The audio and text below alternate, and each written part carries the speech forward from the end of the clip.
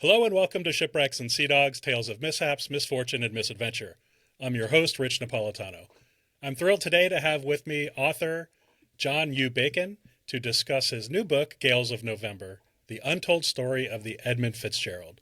John, thank you so much for being with me today. I appreciate it. Oh, Rich, my pleasure. So November 10th, 2025 was the 50th anniversary of the sinking of the Edmund Fitzgerald. And we're just recording this a couple of weeks beyond that now. The event received a tremendous amount of attention in the U.S. and Canada and even beyond. It's one of the most well-known shipwrecks, not just with maritime history enthusiasts, but really in the general public as well. In your book, you explain how popular the Edmund Fitzgerald was in the Great Lakes communities, even at the time while it was in service. It was tremendously beloved. So what made the Edmund Fitzgerald so popular even in its time? Well, that was a bit of a surprise to me. And frankly, Rich, 95% of what I've written over the last 4 years, I probably didn't know 4 years ago.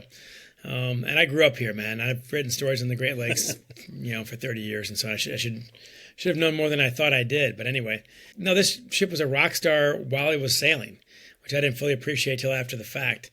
The guys in the ship told me if you're on the Fitzgerald, if you're a crew member, get a haircut because you're going to get your picture taken at the Sioux Locks in Duluth and Port Huron, Detroit, Toledo, you name it. People would wait for a day to see this ship come through and take your picture, basically. So it was the longest at 729 feet when it was launched.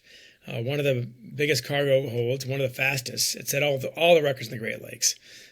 Biggest load, fastest load, most cargo per season, etc. And is the most luxurious, incredibly, for VIPs who are in the staterooms as well as for the crew itself. So this is the ship you wanted to be on. It was the best ship out of 300 on the Great Lakes. So it was, in its way, Titanic, basically. So that was a bit of a rock star for a lot of reasons. And that, again, came as news to me.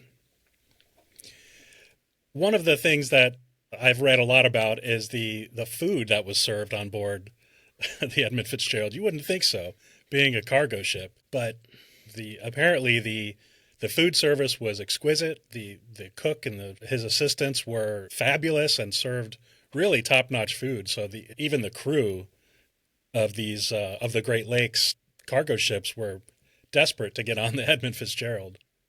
No, that's true. Yeah. And for a lot of reasons, the living quarters. Now, the cargo is the cargo. There's nothing fancy about that. It's a dusty, dirty place when you're carrying taconite, which is iron ore in pellet forms, basically. But the living quarters, they got J.L. Hudson's, then the biggest department store in the world, in Detroit, to outfit it with plush carpeting, wood-paneled walls, tiled bathrooms, air conditioning and televisions. And in 1958, not even nice hotels in the Midwest would have those things. So this was better than a hotel room by far. And of course, the galley was all stainless steel, which back then was eye-popping. And they said, by all accounts, the food was glorious. It was first rate, better than anything you could get in the Queen Elizabeth II or Queen Elizabeth I, the cruise ships at the time. And I've been on the Arthur Anderson and the Wilfred Sykes. Those are two of the ships that chased the Edmund Fitzgerald that night, so two of the three I've been on. And even now, 50 years later, I ate like a king and I gained 5 pounds both times. So trust me when I tell you, if you get in one of these ships, go hungry because they're going to feed you in ways you never imagined. And they're very, very good. And you ask yourself, why is an iron ore carrier doing this? I mean, it's the greatest of all jobs, basically. Well, they were smart. You want to attract the best captain of the Great Lakes. You want to attract the best crew at each level. And of course, you want to please the VIPs. The VIPs happen to be your clients in many cases. These are the guys who run Ford Motor Company or National Steel. And if you give them something that they can't get for any price, which is a 5-day round trip on one of these great ships, then you're probably going to keep your client. So that was actually a very shrewd investment into all those amenities. When we think of the Edmund Fitzgerald, obviously the shipwreck itself comes to mind and maybe huge piles of iron ore laying on the dockside. But it was a business, and Northwestern Mutual Life Insurance Company owned the ship and chartered it out to these other companies to do all the shipping and to crew the ships. But it was a business, and they had these fantastically wealthy owners of these mines and other clients and things. So they were out to impress. So that's amazing. You got to eat on those other two ships. Well, and even these ships are not as the way they were 50 years ago. They've all been around 70, 80 years. But it was still pretty spectacular. And you're right, that it was a business. It was not a charity. So the money they spent on that was to make more money, and it worked handsomely. Yeah. Speaking of business, how did the economic boom and the state of the shipping industry at the time result in this state-of-the-art ship being built? Well, back to more things that I learned. Shipping is 3 times more efficient than trains and 6 times more efficient than trucks. And we're not talking, Rich, 6% or 60%. That's a 600% improvement. That's margins you can't imagine. Those aren't margins. Those are multiplications. So if you can take anything on a ship versus on land, you do it. It's a much more economical way to do these things. So shipping is clearly the key. And at this time, the Great Lakes were the Silicon Valley before Silicon Valley, because from World War II, from 1945 to 1975, they owned the automotive industry, then probably the biggest industry in the world, more than computers, IT today. Just crazy. Out of Forbes 100 companies in 1958, the year the ship was launched, 37 revolved around Detroit. Car makers, tire makers, steel makers, glass makers, oil companies, it's all Detroit. So this was the hub, and here's a fun fact for you. You're down in Tampa. 1960, in the U.S. Census, guess which Great Lakes city, and you might know this from the book, but guess which Great Lakes city was bigger than Tampa, Miami, Jacksonville, Nashville, Tennessee, and San Jose, California? And the answer, as you probably know, is Toledo. Toledo, Ohio. Yeah. You win bar bets with that one right there. And that was not the biggest on the Great Lakes by a long shot. Detroit, Buffalo, Cleveland, Milwaukee, Chicago, Toronto, all bigger. Big glass industry in Toledo. Called the Glass City for a reason, of course. Look, they always say that if Detroit catches a cold, then Toledo sneezes, basically. So, or maybe the other way around. But it was dependent on Detroit, probably still is to some degree. But if you're making that many cars, you're selling that many windshields, so you're okay. Yeah. Interesting story about the that little strip of land that they fought. Ohio and Michigan fought over that little strip, including Toledo at one point. What is called the Toledo Strip, and Ohio wanted that because that was a port. That's where the river is, the Maumee River. Exactly. And so out of that dispute, Michigan had to give up Toledo. But they got the Upper Peninsula, which of course ended up being very lucrative with copper and iron, so it worked out okay. Yeah, good trade, I think. Ultimately, yes. It worked out for both. That's right. So the backgrounds of the crew, and again, this is what really sets your book apart, I think, from a lot of the other media out there. You go into great detail about the lives of the crew. You know, these are the real people behind the story. Really incredible insights into their lives and their personalities and their families. What sources were you able to access to get this information to provide such detailed profiles? Well, I appreciate that, Rich. And the subtitle is The Untold Story of the Edmund Fitzgerald. And of course, we talked about the economy of the Great Lakes, which I've not seen elsewhere in these books. But the real thing is exactly as you say. I got to 14 of the 29 families of the crew. I got to 6 crewmen who had been on the ship, obviously before it went down, because all 29 men went down with that ship, including 3 who knew the current captain and crew and knew them well. I got to one guy, Rick Barthuli, probably the last surviving member of the crew of the Anderson that sailed that night, November 10th, 1975, which means that's as close as we can get to an eyewitness. He was in the same storm. What's that like? Rick can tell us. So I got very, very lucky. It started with Bruce Lynn, the executive director of the Great Lakes Shipwreck Museum.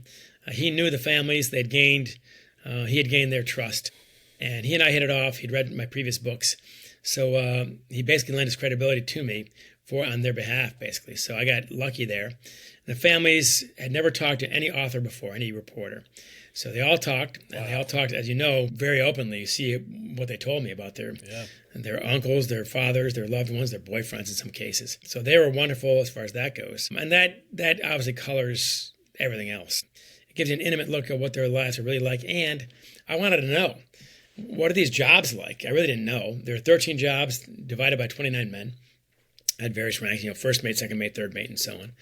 What are your jobs like? What's life like on deck? What's life like on shore when you're traveling all summer long, all season? What is it like at home for your families who don't see you for 9 months? And I was kind of wondering, if shipping is so important, how come none of us know anything about it? And you do, obviously, because it's Shipwrecks and Sea Dogs, man. If there's one guy who knows, it's you. And Tampa, of course, is a huge hub for international shipping. But most of us know almost nothing about this. And I thought, why is this? Well, you got 30 guys in a ship. You only have 300 ships, even in the heyday. That's 9,000 people divided by 8 Great Lakes states and the very large province of Ontario. You know, they're not going to live next door to you, and if they did, you'd still not meet them because they're on a ship 9 months out of the year. These guys are on a ship 9 months out of the year. And back then, there were no breaks, no holidays, anniversaries, graduations, birthdays, none of that matters. You were on a ship nonstop for 9 months. That is a huge sacrifice for the sailors as well as their families. And one of the guys, Tom Walton, who had been a porter on the Edmund Fitzgerald in 1963, his dad was the chief engineer for a while, but not at the end. His uncle was on the ship that last night, sadly. But his dad being on the ship all season, his great line was, you know, when your mom says, wait till your dad gets home, that carries very little power. Because that's going to be, who can keep my sins together for 9 months? So that washes out pretty fast. Speaking of that, you know, you wrote a lot about, like you said, what the routines were, the camaraderie on board, and what they got up to on shore. You know, some of the shenanigans at ports. You know, Toledo, Silver Bay. What do you think made the relationships on the Edmund Fitzgerald between the crew themselves, and then the crew and the officers and the captain? What made that so special on board the Edmund Fitzgerald? I would say 2 things. One, Captain McSorley. He was considered the greatest captain of the Great Lakes in terms of skill, but also probably in terms of management. In an era where these guys could be tyrants, it's kind of like football coaches 50 years ago. You could get away with a lot of things you could 50 years ago. You can't grab their face mask and scream at them anymore. In those days, captains would throw hot coffee on their people and scream and yell and all kinds of crazy stuff. McSorley did none of that. So his crew, because he's so good and such a caring guy, they would follow him as he got promoted from ship to ship, including his biggest and last promotion, the best ship on the Great Lakes, this ship, the Edmund Fitzgerald. So, and he instilled what they called, I don't know if I can swear in your podcast or not. Go for it. But he told me, Craig Sullivan, who'd been on the ship, they had a very strict no policy, and no jerk policy in case you have to bleep that out. And we had a case where a guy was a jerk, and he was not on the ship the next year. So, and the second reason was the Fitz itself was so good, was the rock star, the best food, the best living quarters, and so on. As one of my guys, Patrick Devine, who'd been on the ship that summer as a deckhand, he said, man, you fought to get on that ship, then you fought to stay on that ship. It's kind of getting on the Yankees. If you're on the Yankees, well, go ahead and shave your beard because you want to remain a Yankee. And that's what these guys did. So these guys also had an unusually unified group, and the best at every class, whether it's oiler or port or whatever, you're the best in the Fitzgerald. Great line from Patrick Devine, who'd been on that ship, as I said. He said, and on this ship, unlike every other ship I'd been on, he'd been on 10 ships as a deckhand, there were no weirdos. And then he said, and this is the 70s. So when weirdos are in deep supply, he said that was very unusual. So this is an elite bunch. You wanted to stay there. I thought it was interesting, too, the way you described how on many ships, the deck crew and the engineering crew didn't really coexist much. They didn't talk to each other much. They didn't hang out together. But that was not the case on the Edmund Fitzgerald, that everybody knew everybody. They were all friendly with each other. Do you think that's, again, something that McSorley encouraged? He enforced, basically. So there are 3 divisions that happen on most ships, and I got this from, probably 20 sailing experts, guys who've been on these ships and supervised them and so on. One is geography, that this crew was 1/3 Duluth, 1/3 Toledo, and 1/3 Cleveland, more or less, out of the 29. Usually that's your pocket right there. You don't hang out with the other guys. Well, McSorley's best friend was John Simmons, the wheelsman from Toledo, Ohio. So, and they went from ship to ship to ship. So the geography got broken down very quickly. The next is age. In this ship, you had 3/4 were 40 and above. Usually the average age around 50 or so of those guys. They'd survived the Great Depression. They had fought in World War II or Korea, often with great distinction. They had, buzz cuts and so on. This is 1975. Then you had 6 guys between 20 and 22. And that's, of course, those guys are trying to avoid Vietnam. So it's a very different mindset. They had the lamb chops, the long hair. You see the photos in the book. And these guys got along great. And the younger guys said, the guys I talked to, of course, who had not been on the ship that night, but they said McSorley was utterly fair. If you did your job, you did it the way an Edmund Fitzgerald crewman must, then the rest he didn't care about. One guy said he only cared about your long hair if it got caught in the machine. So don't do that. And the third division is the one you talk about. The front of the ship, the back of the ship, above deck, below deck. That's the pilot house in the front, above deck. It's the engine room in the back, below deck. And these guys think differently and all that and work differently. But they usually don't get along, starting with the captain of the ship and the pilot house and the chief engineer in the engine house. Those guys would often not even know each other's names, not sit down to eat with each other, any of that stuff. And McSorley broke all that down. And so this was a very unusually unified ship, which makes it all the more heartbreaking, perhaps, but there you are. Yeah. I really enjoyed the stories, too, about what they were up to on shore, finding whatever little towny bar they could find near the port, hanging out together, listening to the music on the jukeboxes. They got to know each other really well. That it just seemed like a really good, tight-knit bunch of guys that would just, they enjoyed the life, they enjoyed the money, and liked to hang out while they could, a couple hours maybe, while the ship was being loaded, maybe 4 or 5 hours before they had to head right back out, like you said. Well, exactly. So for 9 months out of the year, these ships are either loading, sailing, or unloading. There's nothing else. And you don't sit on a dock for 3 hours waiting to unload. The second you get to that dock at 3 o'clock in the morning, no one cares. You unload. And if you're ready to go at 4 o'clock in the morning, you load. So it's about 4 or 5 hours to load the ship and about 14 hours to unload the ship. So that means if you're in Silver Bay, Minnesota, loading, you got 4 or 5 hours, you go what's called go up the street. And this is how detailed the book is. I put up the road in one of my drafts, and the sailor said, you put that, you'll get killed. It's not up the road, it's up the street. Okay, it's up the street. But the thinking is very clear. Back then there's no Uber, there aren't that many cabs in Silver Bay, Minnesota. So it's got to be close enough.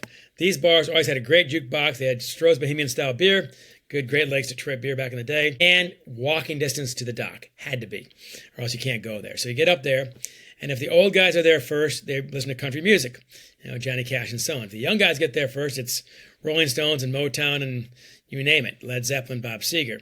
But the one song they would all agree on, as you know, is Brandy, You're a Fine Girl. Yeah. What a good wife you would be, but my life, my love, my lady is the sea. And I paid a couple $1,000s for the rights to that song. I thought it was too important to include those lyrics. That's the one time they would literally sing in unison. That was the anthem in all these jukeboxes at all these bars. And by the way, I've been to a few of these bars, all in the interest, naturally, of good, hard-hitting investigative journalism. Sure. Exactly. But I've been to Silver Bay, Minnesota, the municipal bar up there, owned by the city. Been to the President's Lounge in Superior, where they had their last drinks, and Mancy's and Toledo, and you name it. They all still have Brandy, You're a Fine Girl on the jukebox, pleased to say. Well, they better. It's a tradition. When we start thinking about the wreck of the ship, and, again, we're not going to rehash the entire story. That's in episode 33, if anybody wants to hear from start to finish. But, a lot of theories get thrown out about why it may have happened, and perhaps Captain McSorley didn't make the best decisions. But like any shipwreck, it's never just one thing. That's so crucial.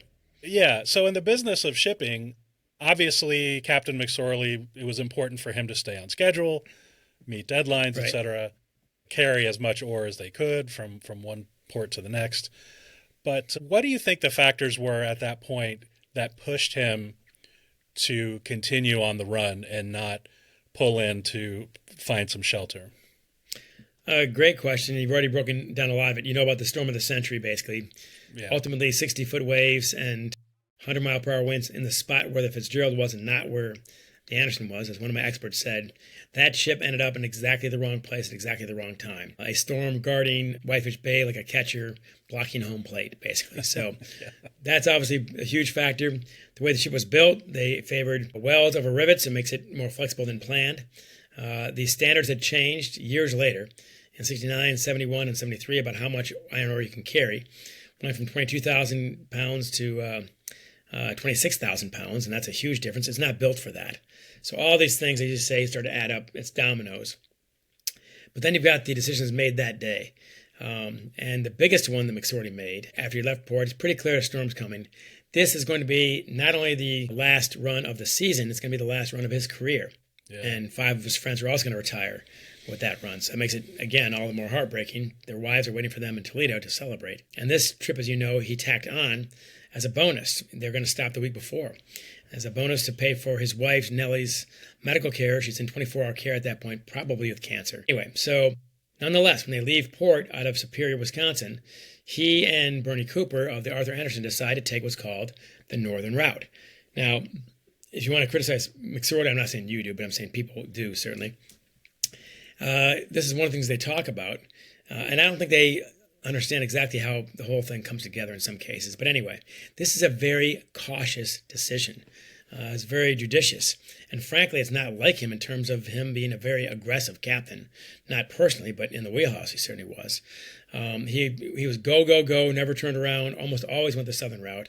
This is more cautious, but it comes with 3 catches. 1, pay me now, pay me later.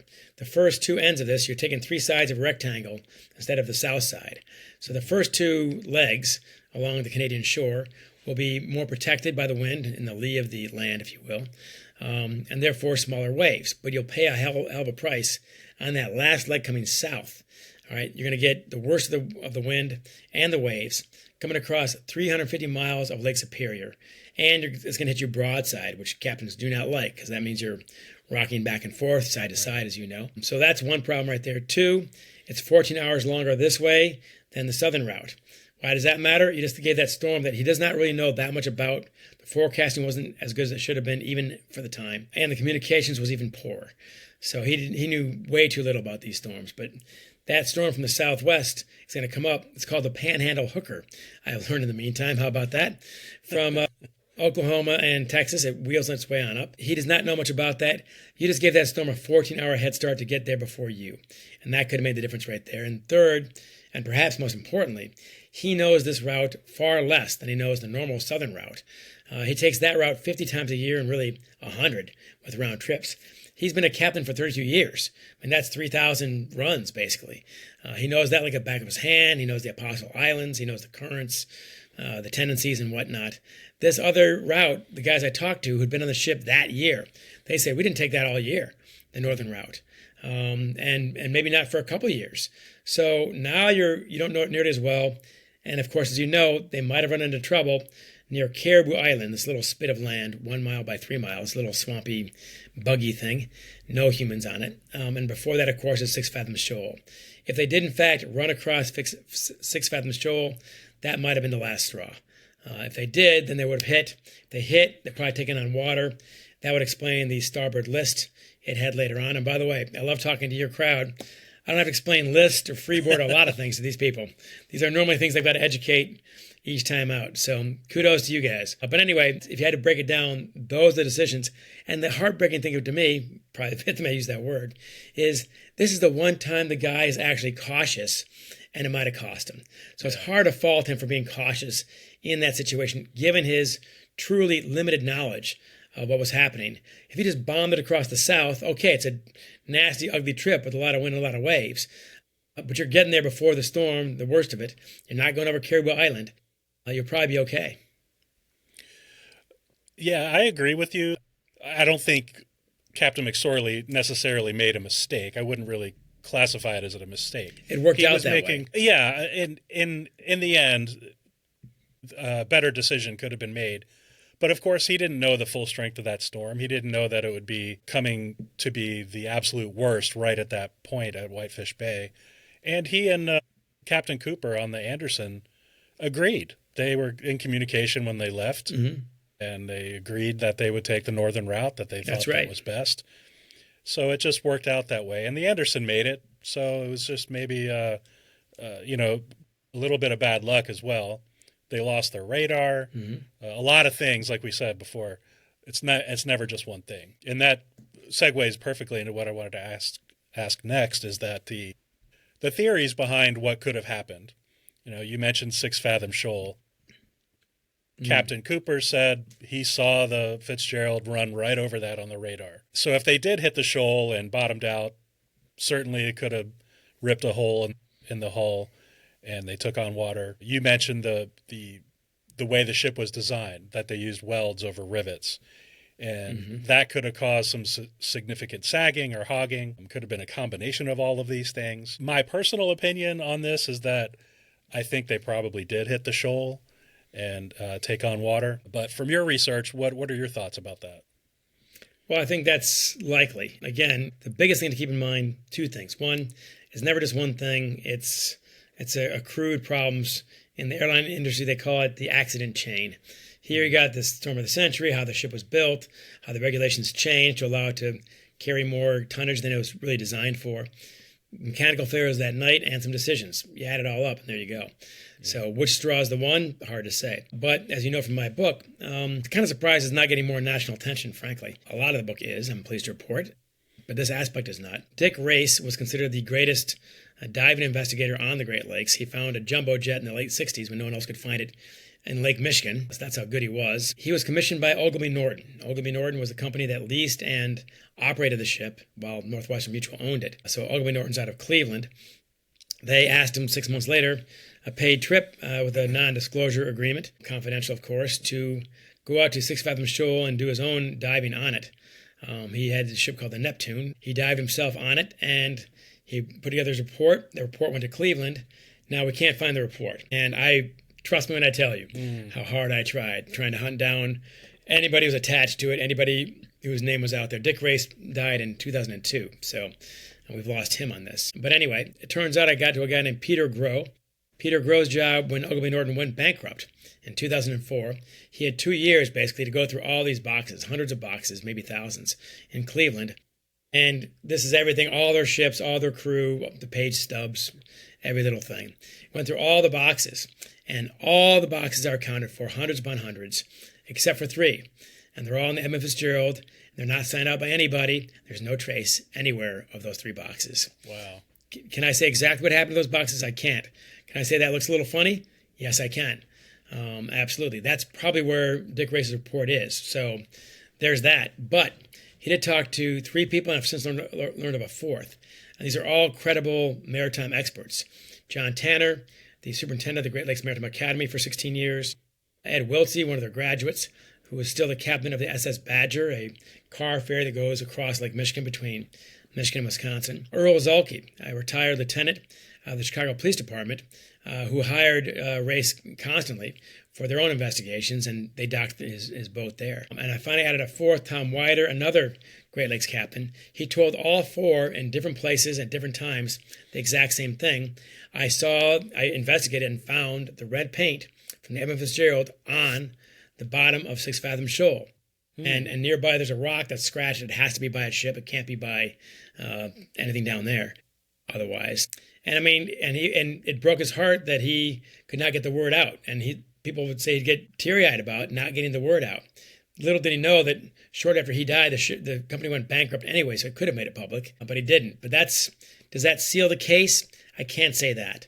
And without the report, I'd be reluctant to say that as well. Does that make it highly suggestive? Yes. It makes it, I think, extremely difficult, if not impossible, to completely dismiss the idea that this ship went over 6 Fathom Shoal, which some still maintain to this day, which is nuts to me. So I think that certainly played a part. And if it did so, you almost certainly would have hit bottom, and then that's where the damage could have happened to bring the water on board. And it really could have been a combination of all of those things. It could have ripped a hole in the hull, and it could have hogged or sagged and snapped in half due to its... Well, in fact, I would say both are entirely likely. That once you have that much water on board, and by the way, people ask me about this, and I was shocked about this with the captains I talked to, that you could hit bottom with 26,000 tons of iron ore on your ship, and your ship already weighs several dozen thousand tons, and not know that you had done so. That smashing into the waves is so harsh on these ships that it feels about the same as hitting the bottom of the lake floor. That's amazing to me. And of course, if you're taking on water, they said you're taking on water, okay, tons at a time, but you're dropping down inches at a time over a 4 or 5 hour period. Look at Titanic, man. That thing is sinking and they kind of half know it. But if you're down at the bottom, you know it. Right. So it's a gradual process that a captain might not be aware of. And we may never know. And in fact, probably we'll never know for sure. And it doesn't really matter if we ever know, to be honest. The bottom line is 29 people lost their lives. I think it's more of just as human beings, whenever there's a mystery, we want to solve it. Of course. It's our nature, naturally. And look, another quote that comes from Ruth Hudson. She's the mother of Bruce Hudson, her only child, 22-year-old deckhand. She said, ultimately, only 30 know. 29 men and God, and as I add, no one's talking. So we can never completely know because we have no witnesses. You mentioned Ruth Hudson. The story of Bruce Hudson impacted me, I think, probably the most out of all the personal stories that you wrote about, and there are a lot. All of it is a tragedy. Every human life lost was a tragedy, and none more significant than any other. But emotionally, that one just hit me a little harder, with his future plans with his girlfriend and his child, and he was going to take this long trip with his friend across the country. So that one impacted me. But was there any one story for you that kind of hit you hard when you were doing your research and writing about it? Well, that one probably the hardest. For some reason, I related to him. He's a college guy. He went to Ohio State, which the older guys never had gone to college, and some had not graduated from high school, but they taught themselves these very complicated jobs and passed these tests, which are very hard. It's a very self-educated bunch. But Bruce Hudson went to Ohio State for a couple of years, took a couple summers off to make extraordinarily good money as a deckhand. That's the lowest-ranking guy on the ship. These guys making, in today's dollars, $180,000 a year. Even back then, that was 3 times what a teacher made. So that's good money for 9 months out of the year if you can get it. He had his hotshot muscle car, the 1972 Dodge Challenger, parked at the dock in Toledo. Beautiful burgundy car. We found the car. It's in mint condition, by the way. Oh, wow. It's got a sticker. That's cool. With the Edmund Fitzgerald logo, Columbia Transportation, in one of the rear windows. That shows how proud he was of it. So he's about to go on this great road trip with his buddy Mark Thomas, who's also a fellow deckhand out of the Cleveland area. They're going to go out to Colorado to get Coors beer. Rich, back when that was exotic, I swear to God, no one believes me. Then they went to L.A., of course. They're going to go to L.A. and come back along Route 66, a hell of a trip, about a month-long trip and so on. They got the money for it, so they got the time. Why not? Then, as you know, in September, he finds out in the payphone at Silver Bay Municipal Bar that his girlfriend, Cindy Reynolds, a waitress in Toledo, is pregnant. He's got to think fast. And he says, don't worry about it. We'll move in together. We'll raise the child ourselves. We'll be okay. We've got plenty of money. And she's relieved by this, and she tells him, why don't you go ahead and, go on that road trip anyway. You're looking forward to it. The baby's not due till June. That's November. Why not? So he is headed for the greatest year of his life.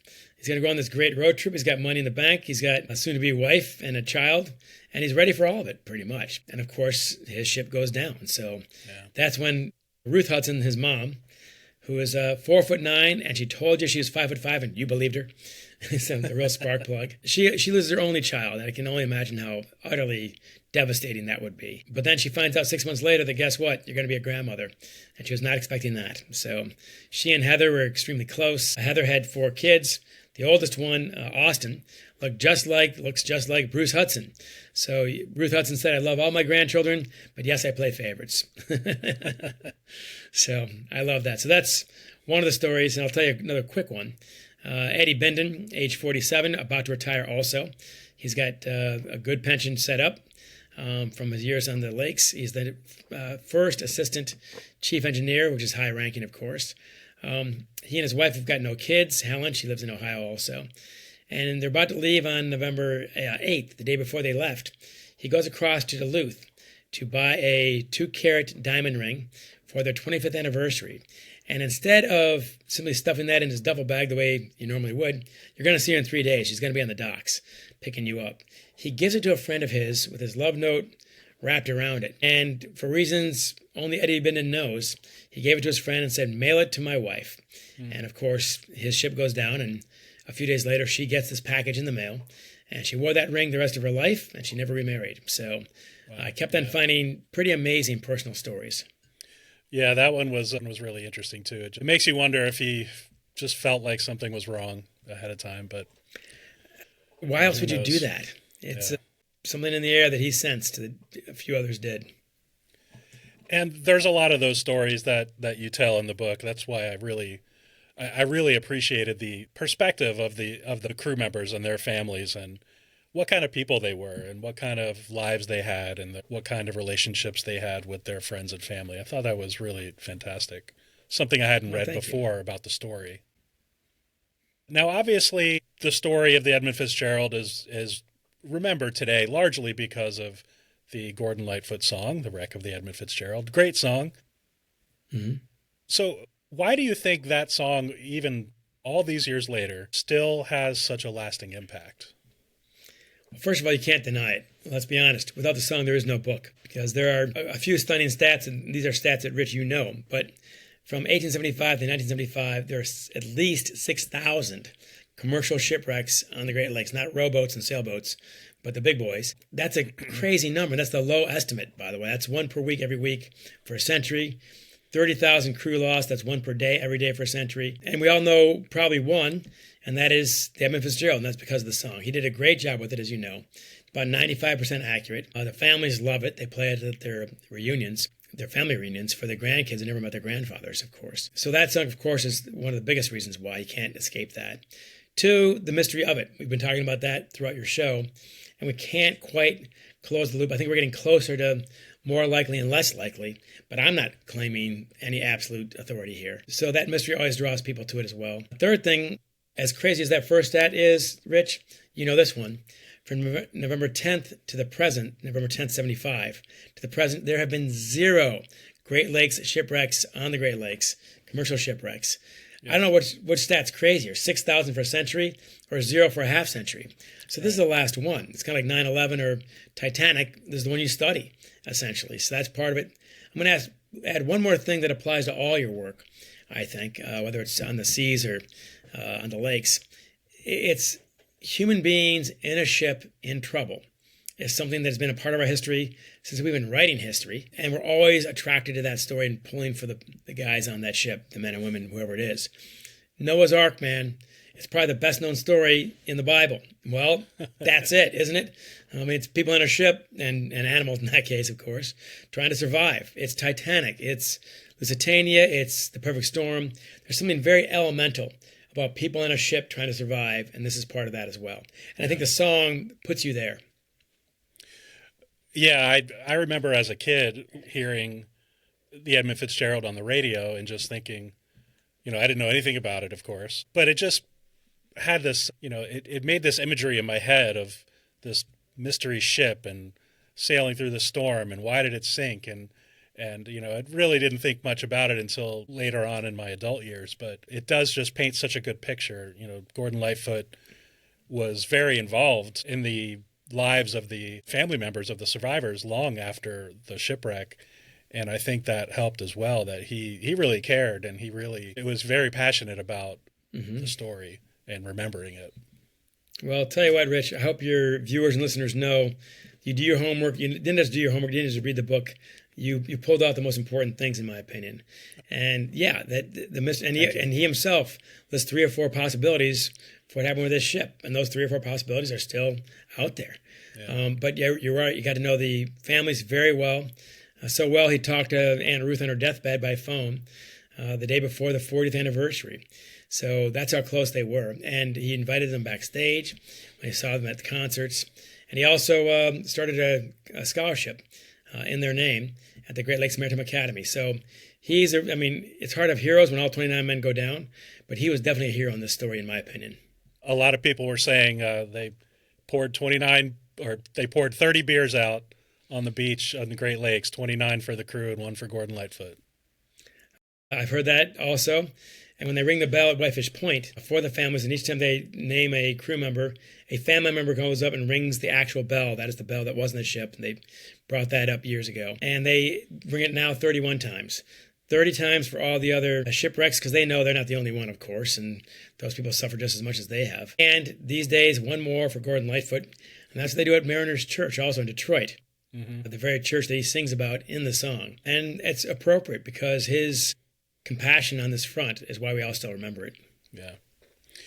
Now, were you involved in any of the events taking place to honor the 50th anniversary? I was involved in all of them. I'm just kidding. Especially in conjunction with your book release. Right. No, I can't go to all of them, of course. Right. I was invited to a lot of them. I did the main thing I did on the anniversary. I went to Whitefish Point itself. And we had a public event at 2 o'clock in the afternoon. It's 30 degrees out there, 27 degrees. This is the Upper Peninsula of Michigan, looking at 17 miles out there is where the ship is. Yeah. They got 3,000 people. And that means like 2 miles of parking, because there's no parking lot that can hold those people. There's no hotels in town. The restaurants, it's like 2. So this was quite incredible that we had that kind of crowd. The governor of the state was there.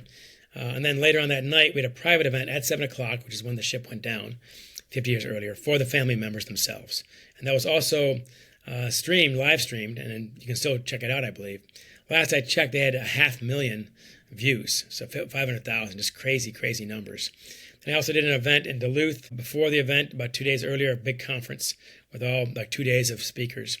Then just last week, we did an event at the Minnesota Historical Society with the Split Rock Lighthouse crew, normally held there, but too big a crowd this year, so 400 people there in Minneapolis as well. So quite a few of these things, and at all places, I've got to say they've all been respectful, knowledgeable, and I think sensitive to the families. Yeah, that's really good to hear, rather than just exploiting it. It's definitely needs to be treated with the respect that it deserves, including talking to knuckleheads like me. Trust me, I tell you, you're not a knucklehead. You're a knowledgeable, informed, and sensitive guy in this, so I appreciate it. Well, thank you. Well, once again, the book is called Gales of November, The Untold Story of the Edmund Fitzgerald by John U. Bacon.